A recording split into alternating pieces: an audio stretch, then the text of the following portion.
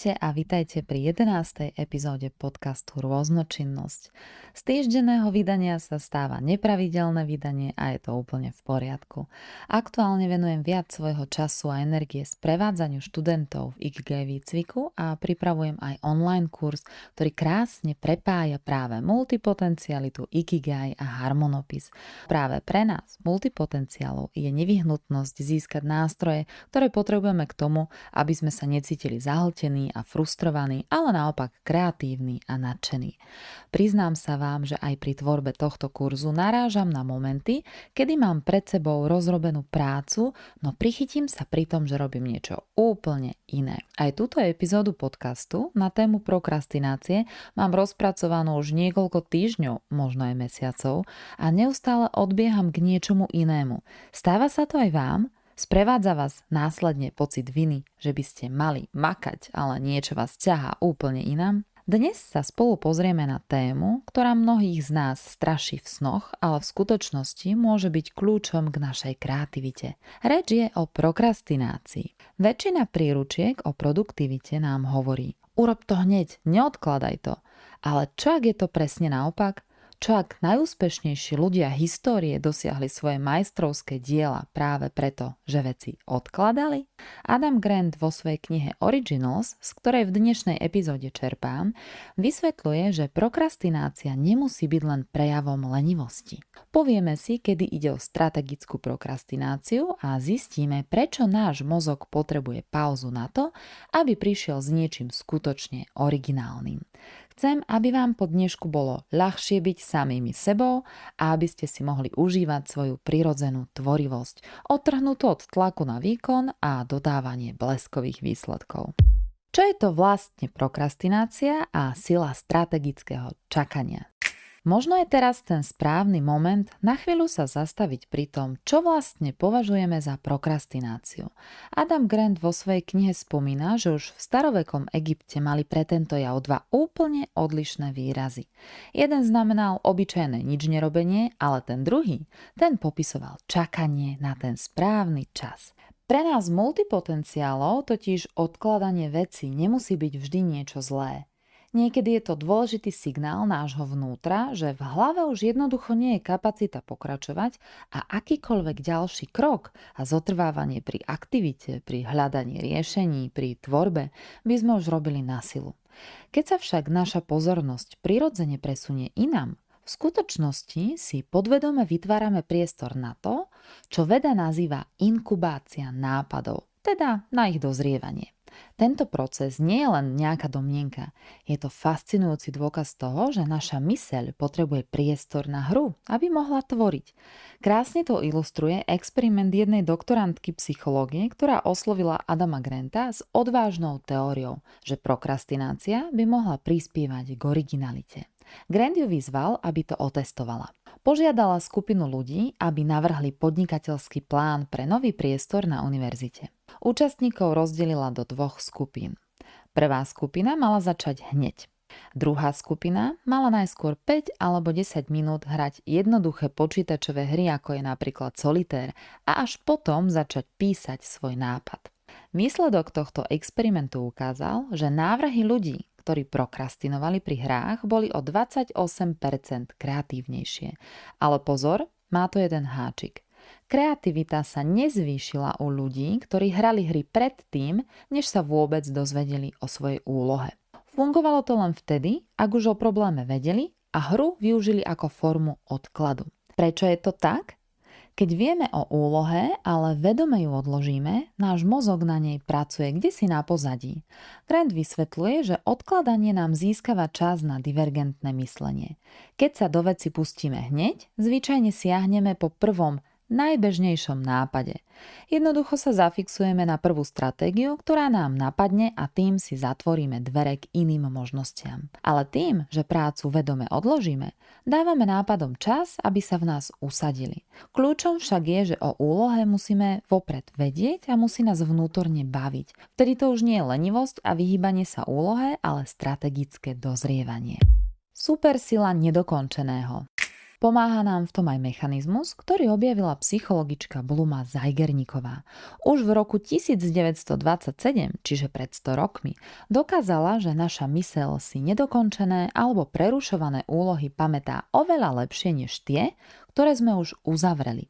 Ako náhle prácu dokončíme, náš mozog ju v podstate vymaže z vyrovnávacej pamäte, aby uvoľnil miesto. Avšak, kým je úloha prerušená, zostáva v našej mysli neustále aktívna. Tento jav sa volá Zeigerníkovej efekt a vraj naň prišla tak, že pozorovala čašníkov pri práci a fascinovalo ju, že si dokonale pamätali zložité objednávky 10 ľudí pri stole, kým ich nerozniesli. Ale ako náhle však hostia zaplatili a odišli, čašníci si už nedokázali spomenúť ani na jednu položku z ich účtu. Úloha bola uzavretá a mozog ju zmazal. Pre nás multipotenciálov, ktorí máme v hlave otvorených viacero súborov z rôznych oblastí, je tento efekt doslova supersila. Práve v tichu prokrastinácie totiž dochádza k hĺbkovej syntéze nápadov, čiže k prepájaniu rôznych súvislostí a môžete tak prísť s netradičným nápadom či riešením. Kým vy zdanlivo nič nerobíte alebo sa venujete úplne inému koníčku, váš mozog v týchto otvorených súboroch neustále kombinuje informácie. Dokáže tak podvedome použiť znalosť z úplne iného hobby, napríklad hudobnú teóriu pri programovaní, a nájsť riešenie, ktoré by lineárne myslenie nikdy neobjavilo. To, čo zvonku pôsobí ako chaos alebo odbiehanie, ako nesúrodá prerušovaná činnosť, je v skutočnosti investícia do vašej originality. Umožňuje vám to zažiť vzácny stav, ktorý sa nazýva vuja dé. Všetci poznáme déjà vu, ten pocit, že sme v novej situácii už niekedy boli. Vuja dé je jeho presný opak. Je to stav, kedy sa pozeráte na niečo, čo dôverne poznáte a čo robíte možno každý deň, ale zrazu to vďaka tomu odstupu uvidíte úplne novými očami. Ako by ste tú vec videli po prvýkrát v živote. Strategické odkladanie vám umožní udržať si tento čerstvý pohľad. Pre multipotenciálov to znamená, že naša rôznočinnosť nie je chaos, ale proces, kde nápady v čakacej miestnosti mozgu navzájom dozrievajú. Ako uvádza Adam Grant, neukončenie veci hneď, teda nie je zlyhaním, ale priamou cestou ku genialite. Trpezlivosť majstrov. Ak sa stále cítite zle, keď odkladáte prácu, spomeňte si na Leonarda da Vinciho. Leonardo pracoval na portréte Mony Lisy prerušovanie neuveriteľných 16 rokov. Jeho súčasníci ho kritizovali, že stráca čas štúdiom optiky a inými rozptyľovaniami, ako to oni vtedy vnímali. Avšak historici dnes tvrdia, že práve tieto experimenty so svetlom a optikou mu umožnili vytvoriť originalitu, ktorú by pri rýchlej práci nikdy nedosiahol. Grant trefne cituje Leonarda. Géniovia niekedy vykonajú najviac vtedy, keď pracujú najmenej.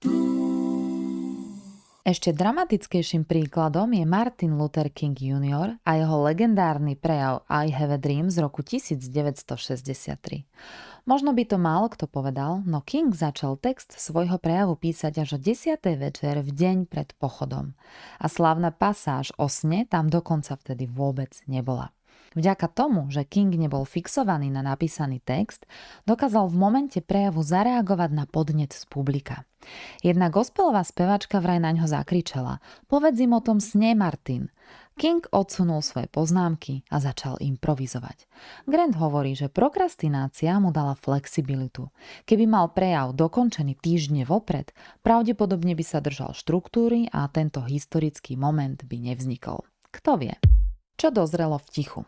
Pri vytváraní tohto podcastu som prokrastinovala tak dlho, že v rámci prokrastinácie som vytvorila nový koncept pre vnútornú prácu multipotenciálov s názvom Soul Framework, ktorý bude čoskoro zverejnený aj na mojom webe janasol.sk. Navrhla som si aplikáciu Atelier potenciálu, ktorá teraz čaká na schválenie. Prečítala som 5 kníh, zaviedla si nový spôsob plánovania činnosti a upiekla veľmi veľa koláčov. Áno, podcast som síce celé tie týždne neurobila, no aj vďaka nemu a jeho odkladaniu mohli vzniknúť tieto ostatné úžasné veci. A čo vy? Ktorý projekt vo vašom živote momentálne dozrieva v tej povestnej čakacej miestnosti mozgu?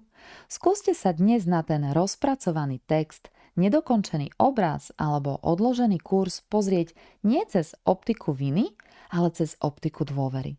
Dôvery vo váš vnútorný systém, ktorý možno práve teraz v tichosti spája body, ktoré nikto iný nevidí.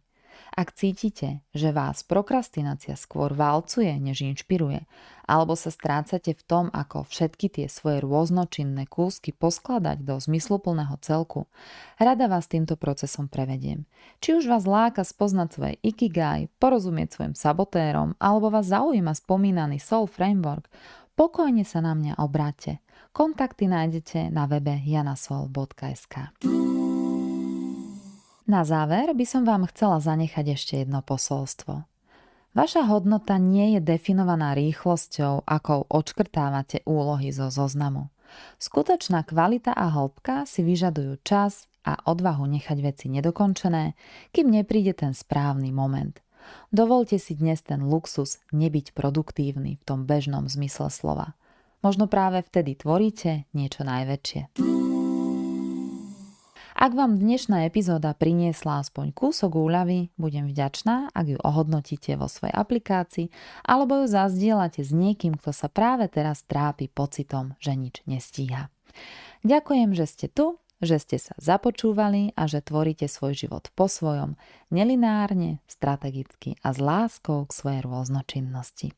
Majte krásne dni a teším sa opäť na budúce.